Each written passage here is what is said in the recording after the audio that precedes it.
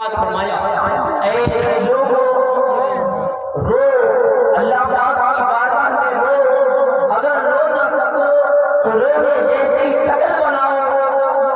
حضرت موسیٰ علیہ السلام کے زمانے میں ایک آدمی تھوڑا تو بڑا بدکار حضرت موسیٰ علیہ السلام کو اللہ پاک وحی فرماتا ہے، اے موسیٰ فلاں قوم میں ایک آدمی رہتا ہے، لوگ اس سے پریشان ہیں، اے موسیٰ اس آدمی کو فلاں بستی سے دوسری بستی میں لے آ کر رکھ دو۔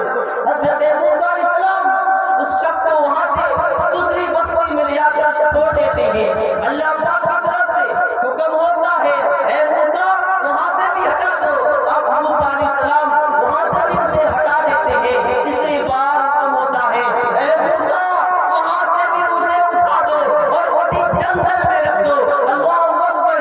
حضرت موسیٰ علیہ السلام اس آدمی کو جنگل میں رکھ دیتے ہیں۔ اب اس آدمی کا موت کا وقت قریب آتا ہے۔